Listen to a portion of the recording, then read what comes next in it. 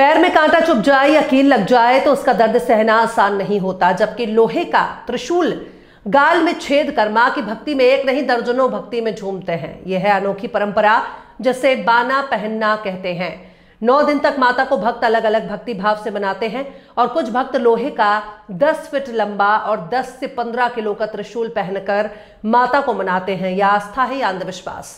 रायसेन जिले में भक्त 9 दिनों तक भक्ति में लीन थे और भक्त माता के जवारे विसर्जन करने भक्ति भाव से निकले, पर वो क्षण मन को दहलाने वाला था जब भक्त लोहे का बाना अपने गाल और जीवा में छेद कर पहनते हैं। ये माता की शक्ति ही है कि गाल में ना खून आता है, ना ही कोई दर्द होता है, ना ही किसी प्रकार की दवा की आवश्यकता पड़ती है। मात्र भावूत यानी धूली लगाने से घाव भर जाता है और निशान मिट जाता है।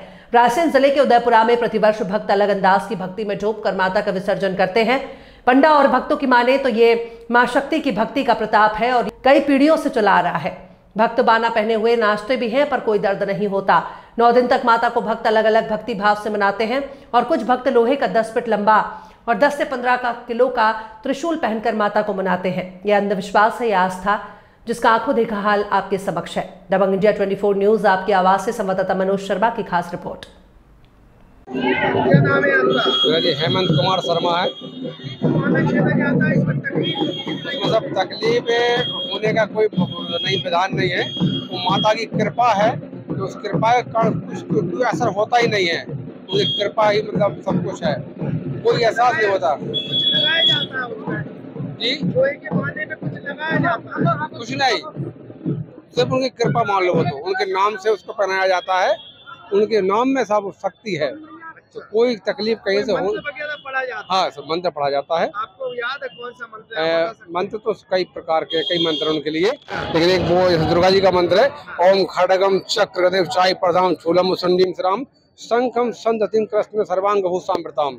ये मंत्र है और ही मंत्र है, कई मंत्र है। इसी मंत्र के बाद में पानी को पहनाया जाता है? जी हाँ, तो इसलिए मतलब उनकी कृपा ऐसी होती है सर कि कोई प्रकार की दिक्कत नहीं होती। माता जी की कृपा से और कोई तकलीफ नहीं हो, न सूजन पूजन आए और न निशान मिले। माई की ऐसी कृपा है और इतने नचत खेलत है, कोई तकलीफ नहीं हो। खेल माई की कृपा है, सब जय जयकार है माँ भगवती की कृपा से कार्य संपूर्ण।